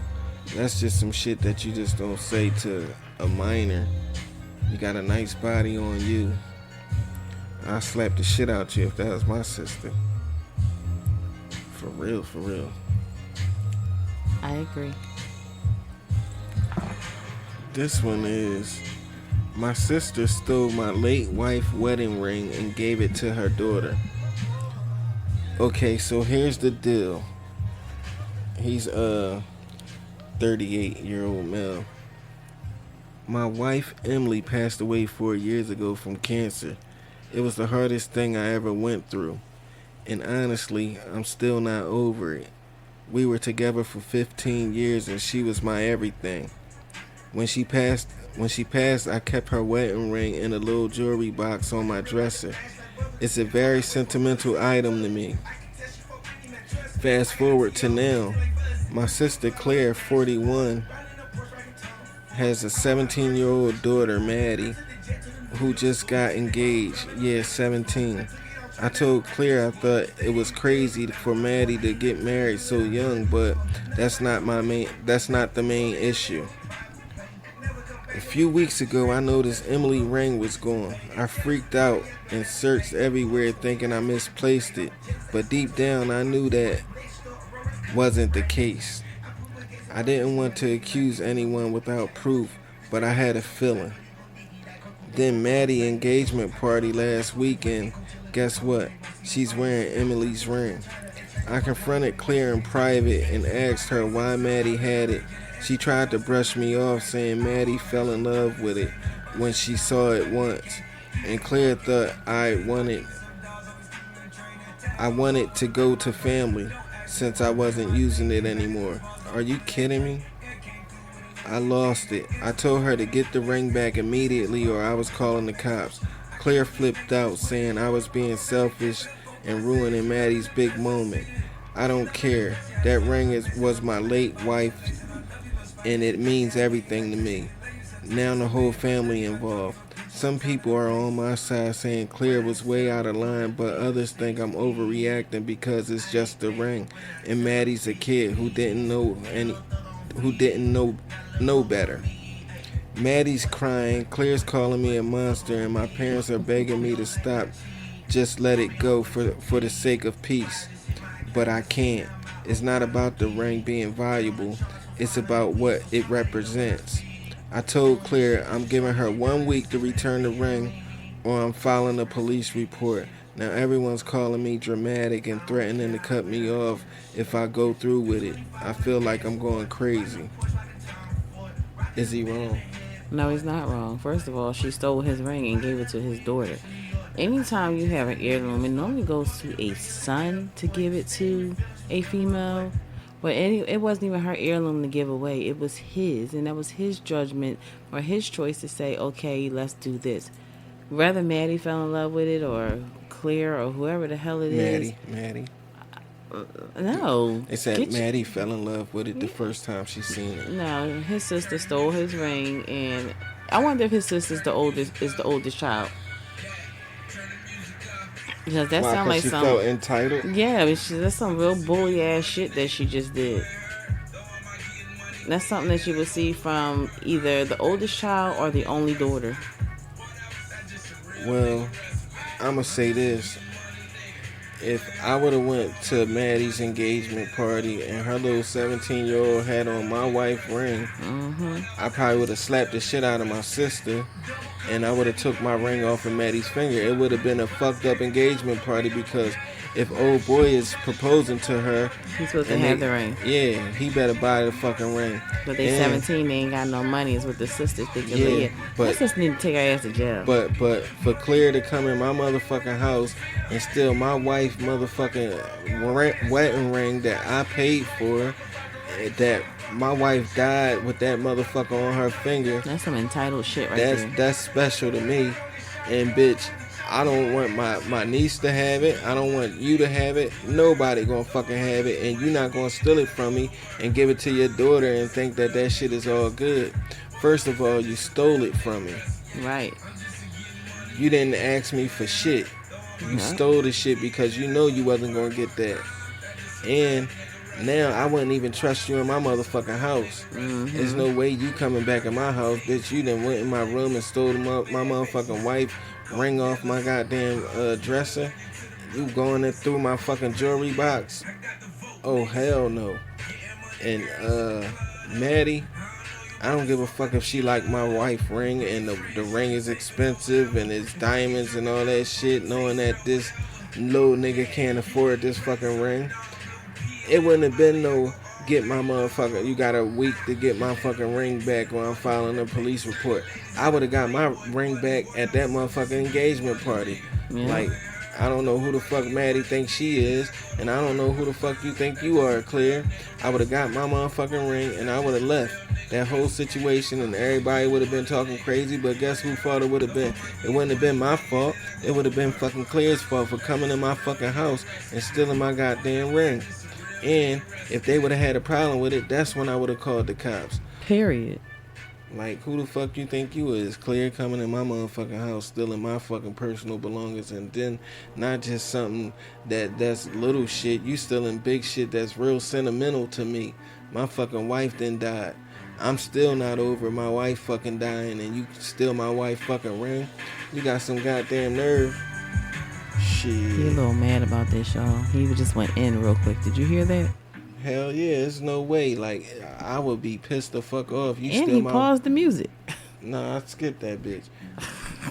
There's no way that my sister come into my motherfucking crib and steal my wife fucking ring. I would be, man, I'd be hot as a motherfucker. But I tell you like this, no, you ain't wrong. And for the family members that's saying that you wrong and to let her keep it, it's just a ring. No, it ain't just no fucking ring. It's sentimental to me. It ain't just no fucking ring. And I dare a motherfucking family member tell me some shit like that. Oh, it's just a motherfucking ring. I would never fuck with them again. Like, who the fuck you think it is? Who you think I am? It's just a ring. No, it ain't just a fucking ring. That came off my dead wife fucking finger. Fuck is wrong with y'all?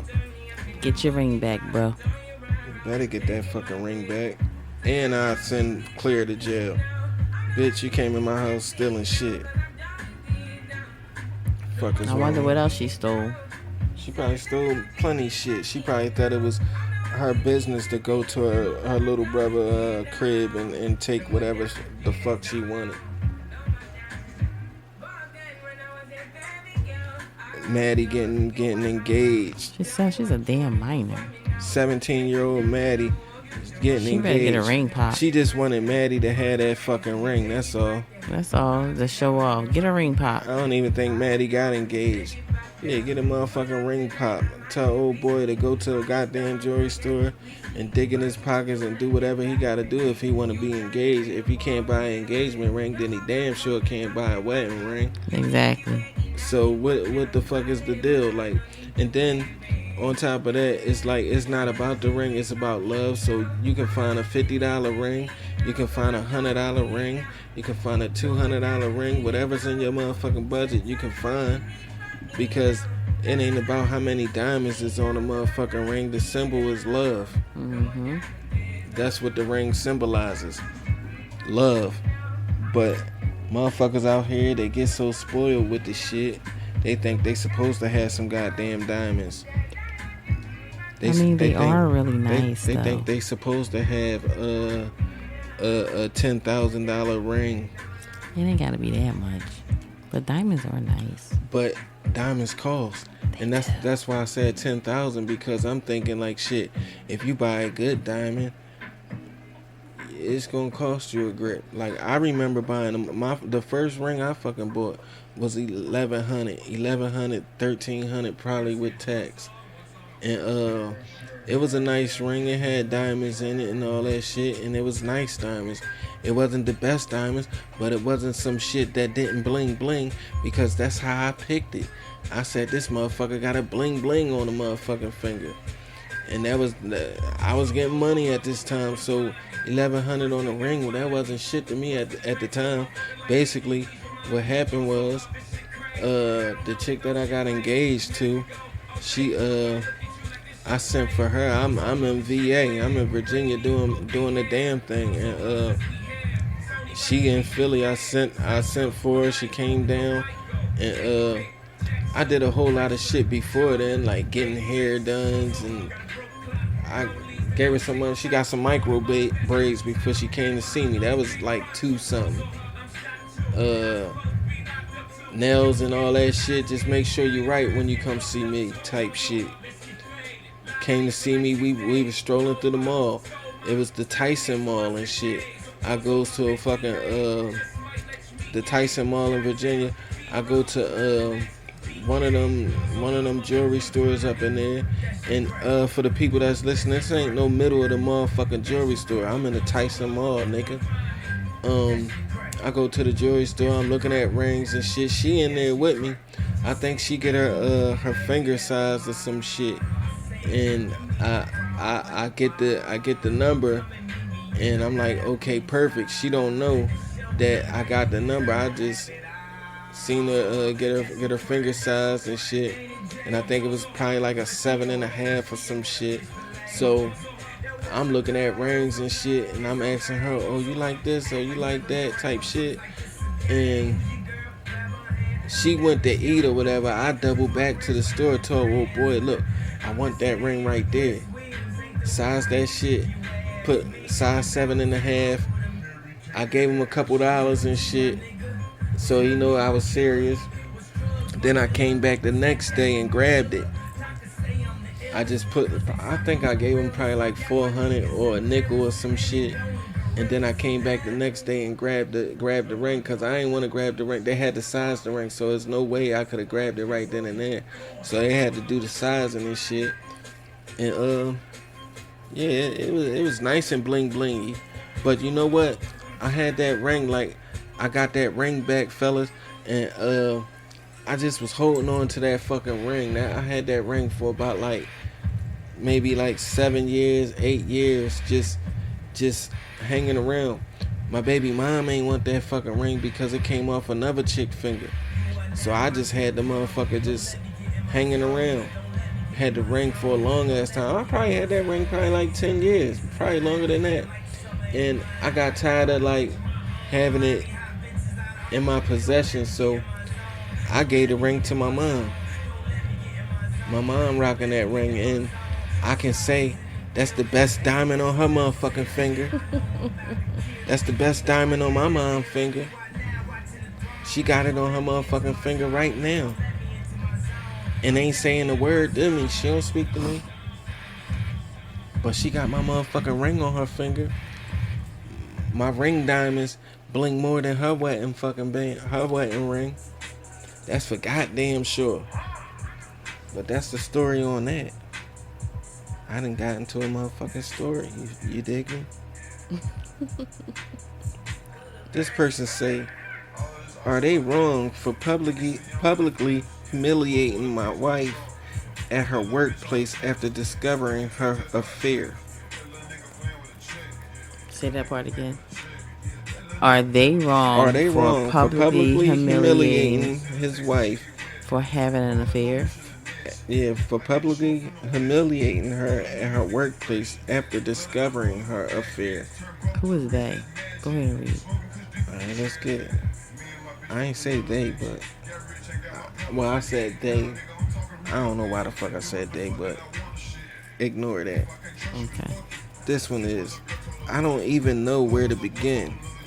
My wife, Leah, 43-year-old female, and I have been married for 10 years. We have 2 beautiful children, our 5-year-old son and our 2-year-old daughter. I thought we were happy, or at least I thought we were trying, but 4 weeks ago my entire life came crashed down. I, 46-year-old male, started to notice when she was glued to her phone more than usual. Leah has always been private, but this was different. She smiled at her screen, then immediately lock it when I walk into the room. One night after she fell asleep, I couldn't resist. I checked her phone. What I found still makes me sick to my stomach. There were messages with a coworker, Eric, 48-year-old male, going back years, explicit texts. photos, promises of love, even references to secret trips they taken while I was at home with the kids, believing she was working late. My heart was racing, my hands trembling. I confronted her the next morning. At first, she denied it. She said I was misunderstanding. But when I read her messages out loud, her face crumbled. She admitted it. She said it started 4 years ago, long before our youngest son was born. She tried to justify it. You were distant. We were struggling, but nothing could excuse this. I started digging deeper. I followed her to work one day, needing to see it for myself. Sure enough, after her shift, she walked out. She walked out arm in arm with Eric. They didn't even try to hide it. They got into his car and drove off. I followed them to a restaurant where they sat like a happy couple, laughing, holding hands. It broke me. But what shattered me completely was when I learned they built their own life together. They've been renting an apartment near work, a place where she go when she was working overtime. I saw them go inside, watching them from my car parking on the street. Hold up. Watching them from my car parking on the street a few blocks away. I checked on them for about 4 nights and they had the same routine. That's when I snapped, packed all of her belongings, everything she owned, into the back of my car and drove her to her workplace the next morning after spying on them. I know I did wrong. When she walked out, I dumped everything right there on the sidewalk in front of her and her co-workers. I told her she wasn't coming home. Since then, I filed for divorce and am fighting for full custody of the kids. She's begging me to forgive her, saying she doesn't want to lose the family we built. But how can I? Friends and family keep asking me if I regret how I handled it. Publicly humiliating her, kicking her out without notice. I do. She tore our family apart. And the least she could do is face some accountability. But I can't help but to feel like a bad guy for how I acted. I had nights where I felt very lonely and I missed her. Of course, I am attending to therapy sessions to be better for the kids and myself. All I care about are them. They don't deserve this chaos, and as much as it hurts, I know they are better off with me than someone who could live a lie for so long. Are they wrong? I think he was wrong for how he handled it at work. But is he wrong for having the feelings that he has? No. I mean, but you acted off of emotions, no regrets. You did what you did and you moved forward with it.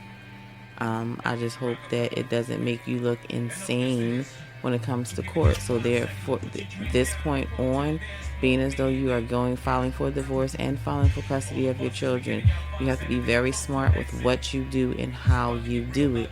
So it is not turned around and used against you to make you look like you're an unfit father.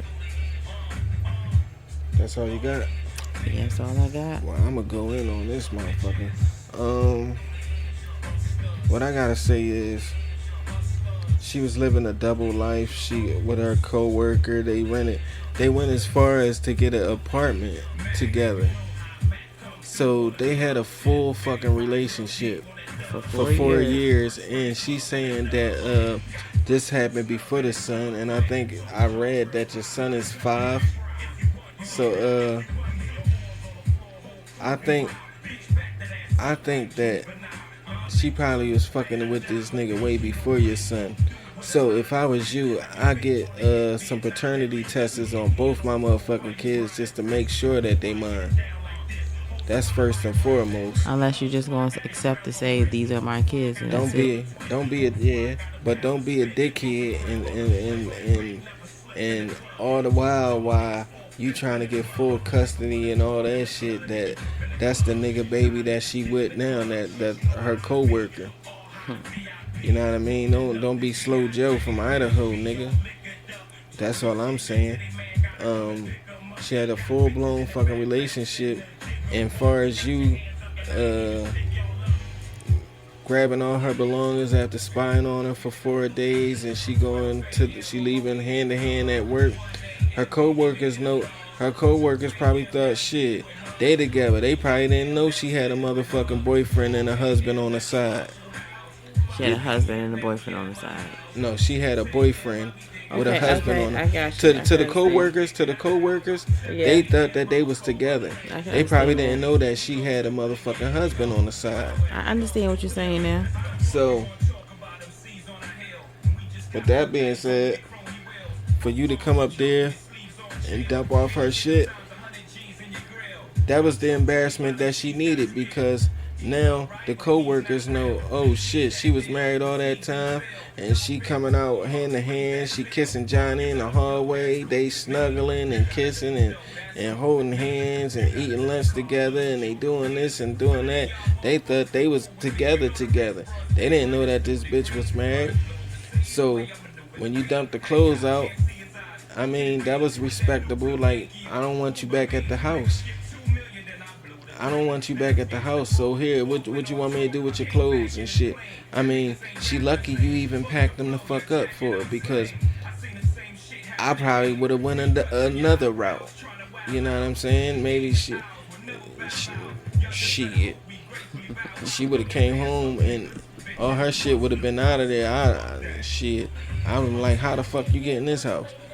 And she'd be like, well, I live here. No, you don't live here. You can go ahead to your little apartment that you got and handle it there. I'm sure you got a little clothes and panties and shit at your apartment. Now you can take all your shit and you can be with old boy. You know what I'm saying? Luckily, it could have turned out worse than that. He, like, maybe he wanted to fuck Johnny up, or whoever old boy was that you was fucking with, but he didn't go that route. He gladly brung you your clothes. Here you go. You can continue your life. You know what I'm saying? Some niggas would have snapped and start hurting shit, dealing with that emotional shit. Like, some niggas, they handle shit differently. So if that came out of it, at least an ass whooping ain't come out of it. At least a motherfucker ain't start shooting or some shit. You feel me? Because different niggas handle shit differently. And if that's all he did, then take that public embarrassment, because you embarrassed yourself when you was walking out hand to hand with this man. She embarrassed you at the same time. Hell yeah, you was the motherfucking side piece in that relationship. Every day after work, she doing some OT, whereas though she can hang out with old buddy boy in their apartment for a few hours, get her business, do her due, and come back home to you, nigga. You and the kids. And I think you handled that in the best manner that you knew how. Once you do shit, I mean, I'm sure you thought it through. Okay, I'm gonna bag her shit up and I'm gonna take it. See, that's a good thing you brought it to her motherfucking workplace and not to her apartment doorstep. So the work people at work would know what's going on. Like, damn, she been fucking with Johnny for a long time. I thought they was a item. All the time Brenda was married. Yeah. I mean, it's just, she made him, she humiliated him, so. She humiliated herself. Herself, yes, definitely. She humiliated herself. What? Definitely did. She did that to her damn self, and I mean, that's what it is. And as far as the kids, I would never believe her saying, "Oh, I started messing with her after our son was born." I wouldn't believe that shit. Shit, I be thinking, well, damn, how long have she been working at this job? Mm-hmm. And then if she been working there before the motherfucking kids was born, then I had both of my kids tested just to make sure they mines. Because there's no way that a man, I I know I love them motherfucking kids like they mine because I've been taking care of them since they came out. And I feel some type of way about that shit as a man. But shit, I won't be no motherfucking dummy. I won't be no fool and not get some type of testing, some DNA on my motherfucking kids. There's no way I can believe her after she done had a motherfucking affair for 4 years. And who knows if it was 4 years. That's just the numbers. And she only told you that because you know how long them fucking text messages, the text thread go back where she's doing explicit shit and sending pictures and they talking about doing a do and going on vacations and shit while you home. Sitting there like Willie Lump Lump. Sitting there looking like sweet Chuck Dick in the butt. I think that's wild. I think that's outrageous. But we gonna end this thing. Alright, till about now, you dig? We're good. I gotta find an outro. Oh girl, she was doing a damn thing. She was doing a damn thing. But this is episode 106. I'm in this bitch with my girl Philly Kiki. Kiki, you wanna say your goodbyes? I want to say happy Thanksgiving to everybody. Happy holidays, because Christmas is coming up now. As a teacher, it feels so exciting because we have 3 weeks before we go on a 2-week winter break. That's actually 15 days, 21 days if you want to be exact. So I'm super excited about that. But with all of that being said, be safe, be smart, be vigilant. And drink responsibly. And have a great holiday. And what I gotta say is, to all my double L's, y'all already know, my loyal listeners, I love y'all from the bottom of my bowels. This the 106 episode, and I'm out this bitch. Holla at your boy. You dig? And this is what we going out with.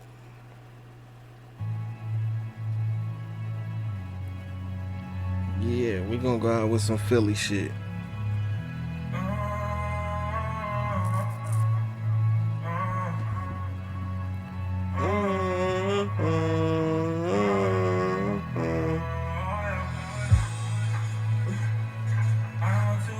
Self, you don't need nobody else. For myself, I swear. We going out to P&B Rock. My nigga from P&B. I'm selfish. I want you all to myself, I swear. I want you all to myself because I'm selfish, yeah. You don't need nobody else. I want you all to myself, I swear. I'm selfish. I want you all to myself, I swear. Because I'm selfish, yeah.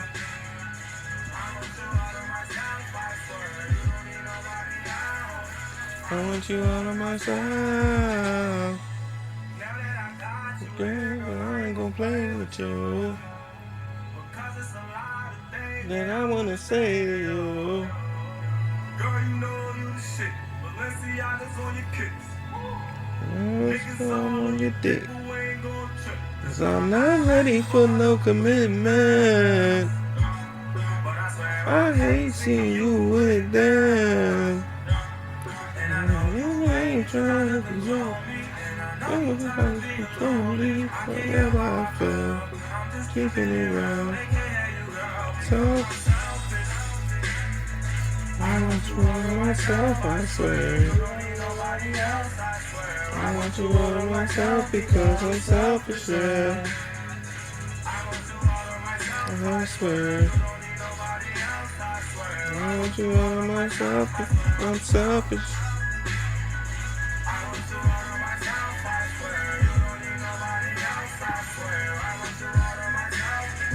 Selfish, yeah.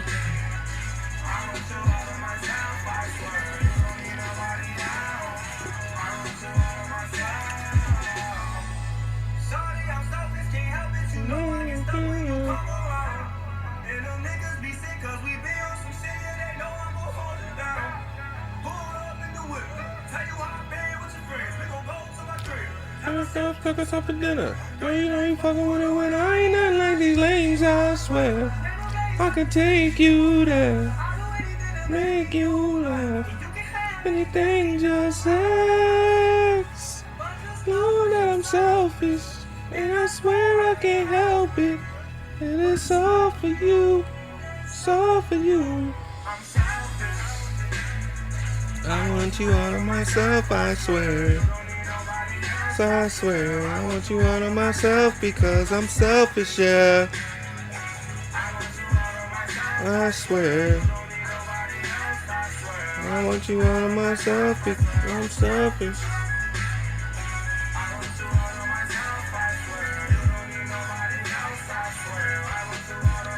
Because I'm selfish, yeah. Yes. Self. Yeah, people. And just like that, we out this bitch. Holla at your boy next week. Yeah, dig me.